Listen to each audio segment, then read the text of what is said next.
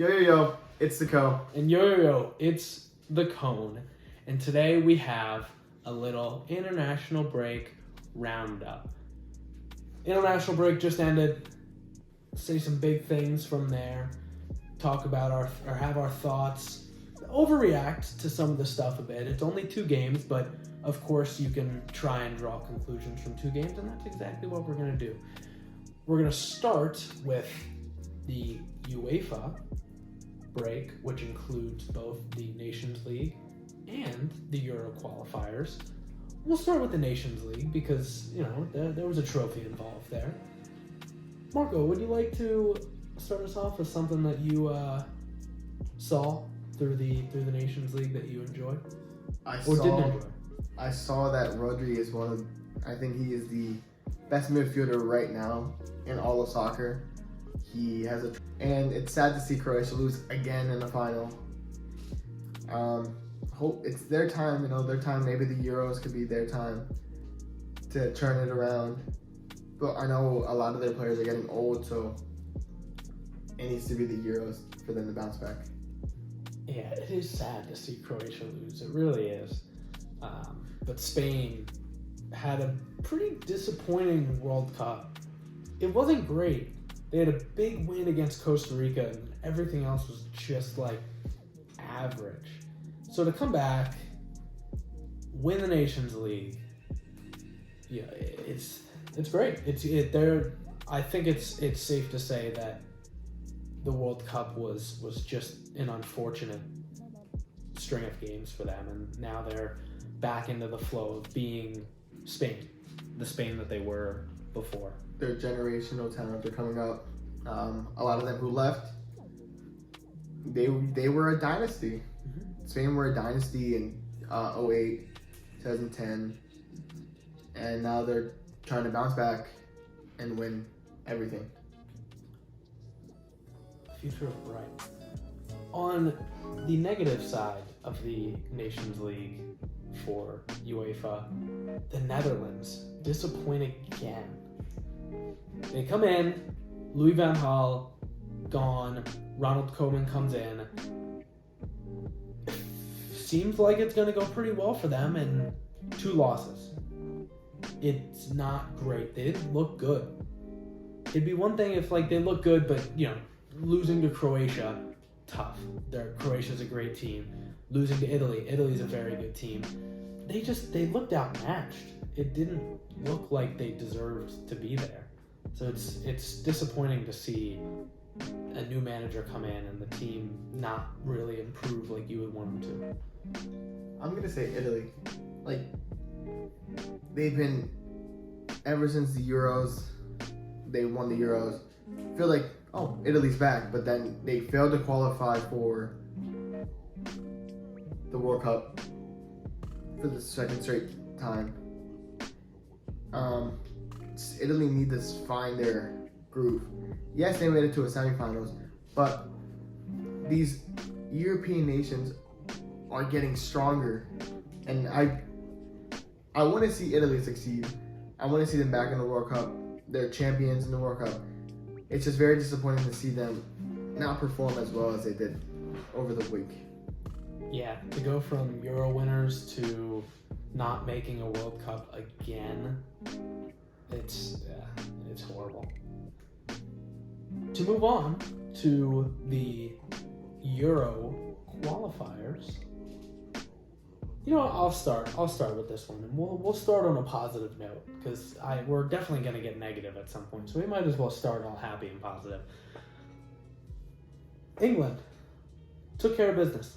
They didn't play strong teams, but at Old Trafford, the front 3 of Rashford, Kane, and Saka have to be their front 3 for this cycle of the World Cup. Obviously, you can rotate, but in the... Again, I'm going to go for Greece. Greece looked great against Ireland. An unfortunate situation in the France game, but they still looked so much stronger, in my opinion, against a very stacked France team.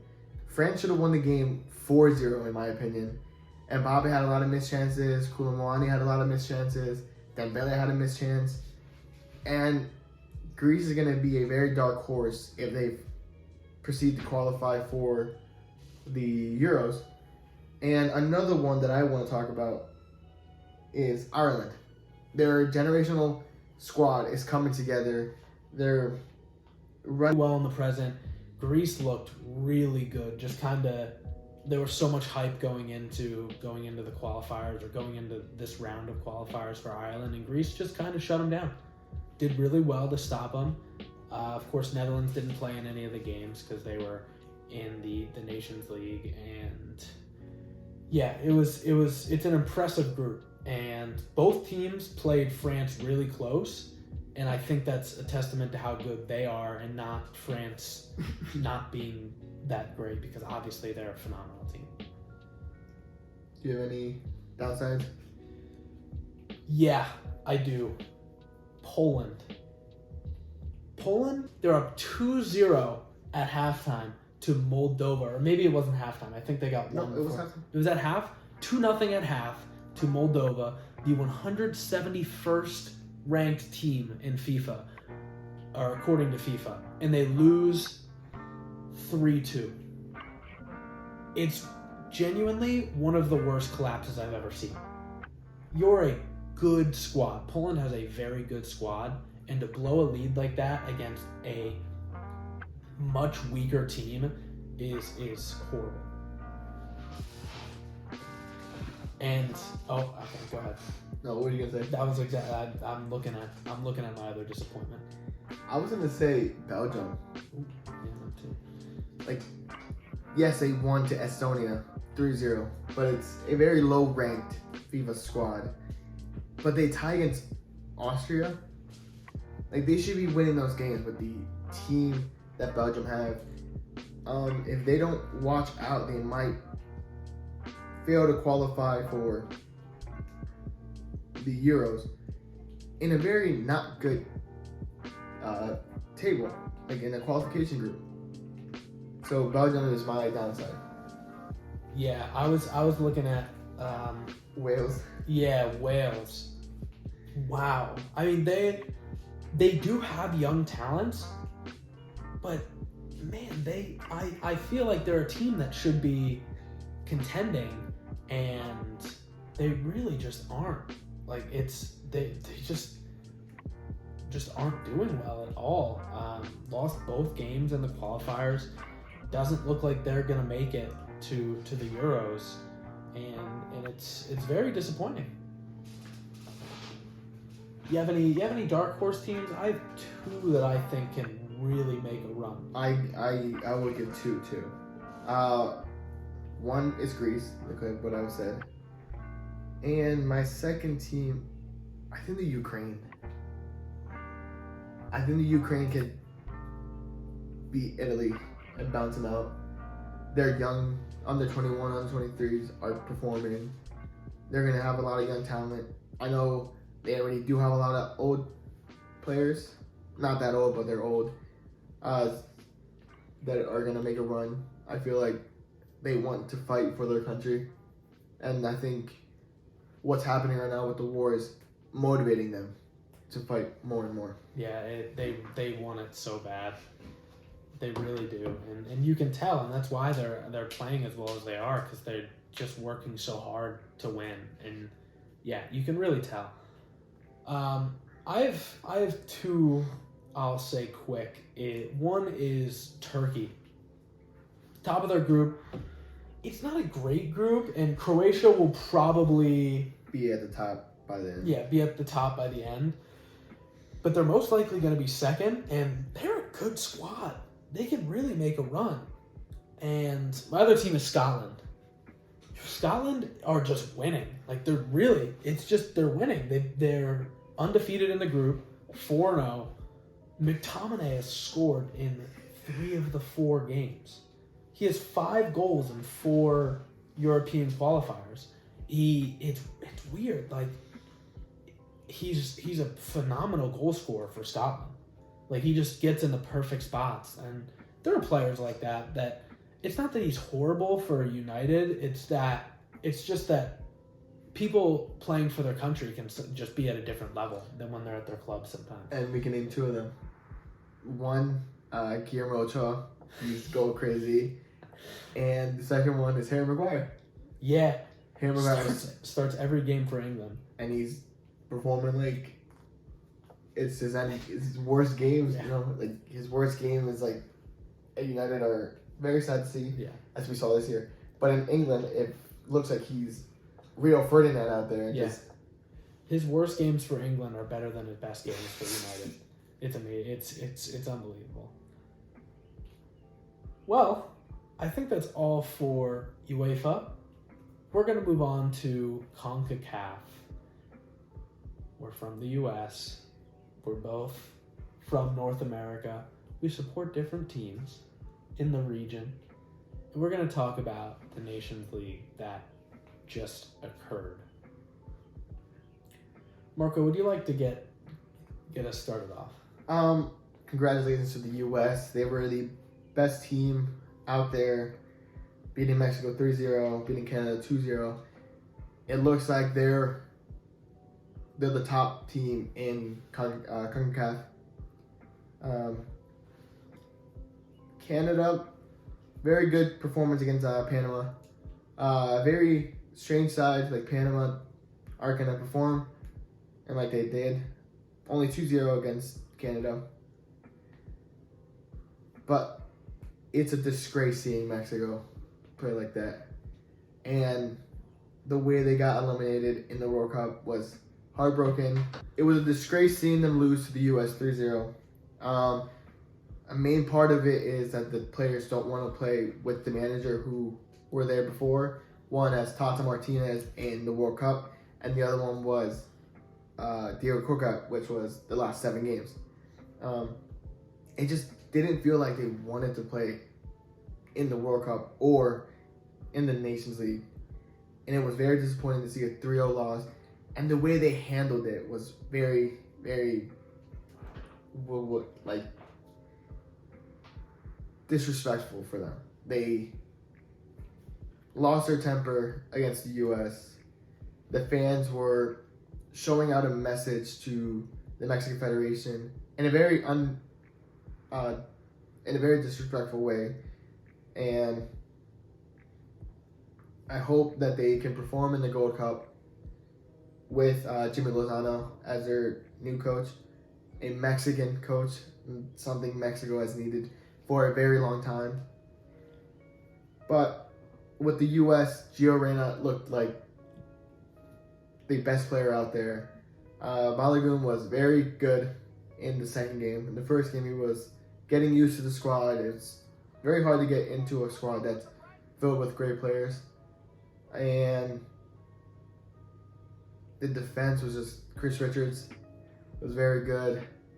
I didn't see a lot of the final, but Matt Turner I know didn't. I really couldn't see him out there because the U.S. was just dominating both of the teams. Very disappointing for Alphonso Davies. I feel like he was not performing in the second game. Christian Pulisic, 2 goals. I crowned him as Captain America again. But yeah, it's just very disappointing to see Mexico underperform and very disrespectful to their teams and to the opposing team. Yeah, I'll start a little bit more bleak. Mexico did look lost. They didn't have direction, and that's not really a player issue.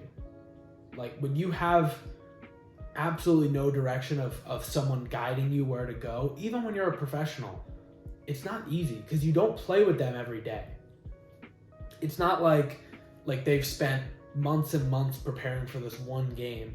They had a few days.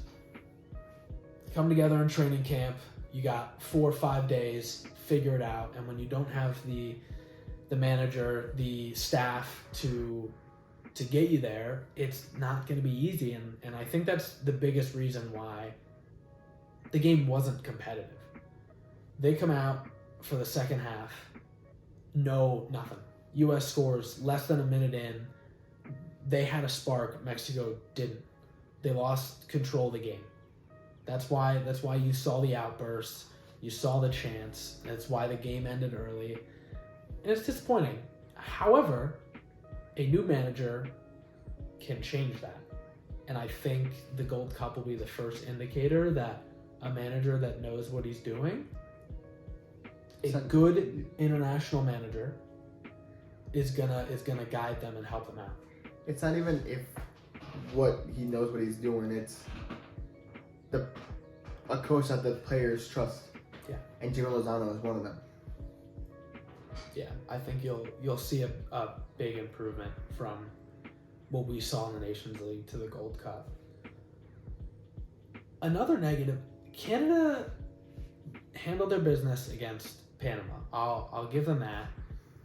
Dominated by the U.S. Again, they didn't have a chance. It didn't look like they had a chance.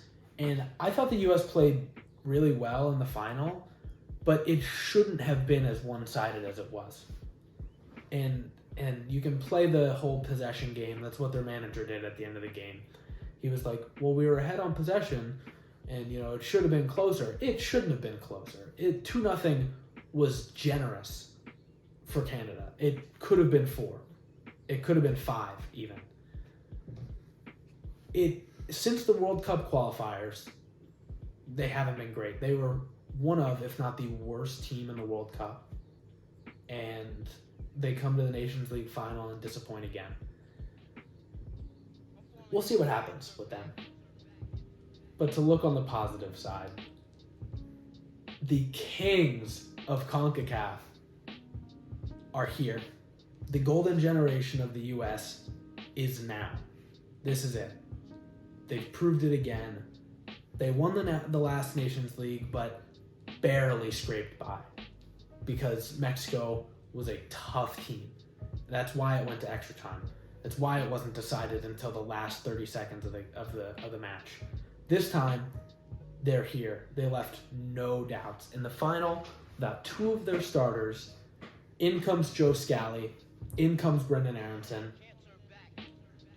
Nothing changes. Giovanni Reyna proved Greg Berhalter wrong. Berhalter wanted to play him on the wing, didn't like him as a central player. You put him in the center, he's the best player on the field. Basically every single game that they play. He showed it. It was one of the best 45 minutes I've seen from a player in recent history. And he got injured. If he can't stay healthy, it's going to be a problem for a long time. But luckily, it didn't seem like too serious of an injury, just kind of a little strain. Should be ready for preseason. So at the end of the day, it's not a huge deal. But when he's there, it's unbelievable when he's playing. There are a lot of players in CONCACAF, especially the big 3 countries of Canada, the U.S., and Mexico, that are probably going to be moving clubs. Yep. So that could change a lot for all 3 of those countries. Finally, CONCACAF is not going to be a sorry tournament that it has been for the past 20, 30 years. Yeah. I know a lot of European countries are like discriminating Mexico and the U.S. for not having real competition. And that competition is going to be shown in the Copa America next year. And one of these clubs is going to be in the final. Mm-hmm. I see them going to the final. I feel like the South American countries are going to go in there and just play around with them. But these countries can show that they're also one of the great big nations in the world and not just get tossed around by bigger teams because they have bigger names. Yeah, all 3 of the CONCACAF nations playing in the Copa America are young teams, and in a year they're going to be better than they are now. Yep. Whereas a team like Argentina in a year, maybe they're not as good because the team that played in the World Cup final have some age to them. Not all of them, but some of them have some age to them. Brazil's going to be great in a year. you don't know about Chile, about Uruguay, about Colombia. You don't know. These 3 CONCACAF teams could become the 3rd, 4th, and 5th best nations in the Western Hemisphere. And yeah, it's very exciting to see that happen, and really looking forward to the Copa America next year. And the Gold Cup. And the Gold Cup coming up. Well, I guess when you're seeing this, coming up now. Yeah. Yeah, it's great to see them all putting out teams, some young talents, as well as Jamaica. Yeah, Jamaica. They got a lot of dual nationals. They took a couple players from England. I believe they just got Damari Gray. I believe he was the one that just made the switch. Also got Deshaun Bernard, who just left Manchester United, but English guy, and he is going to be playing for Jamaica. Same thing with Ethan Pinnock. I believe he's made some appearances for them already, but he is another dual national guy that they got, as well as Leon Bailey. I believe he was another English person who is now playing for Jamaica, and they're all going to make a big difference. And they have the best goalkeeper, I feel like, in the whole CONCACAF. I feel like Andre Blake is the best goalkeeper. The thing that he's doing in the MLS is to be speaking of. It's disappointing he's not going to anywhere big, but I feel like Jamaica, now that Keylor Navas is getting old, I think Andre Blake is the face of goalkeepers in the CONCACAF. Yeah, I guess like Ochoa isn't great for club, and he's getting older. The Canadian goalie is not that great. Turner doesn't play much for his club. If he gets a loan somewhere, maybe he can fully be in that conversation. And Slonina's not there yet. In 2 or 3 years, Slonina will be the best goalie in CONCACAF. He might be the best goalie in the world in 5 years. I think it's more than possible. But yeah, for now, Andre Blake, Keylor Navas, Turner, Ochoa are the top 4. Yeah, really great goalies. Number 1. Well, I think that's all for us. A lot to talk about in the international break. Only 2 games for each team, but you can really take a lot from those. If you agree, disagree, somewhat agree with some of the stuff that we said, make sure to put it in the comment section below. If we missed anything, make sure to put that in the comments as well. Yeah, tell us your thoughts. We'd love to hear what you thought of the international break. Make sure to like, comment, subscribe, post notifications. You know the drill. And until next time, see you guys later.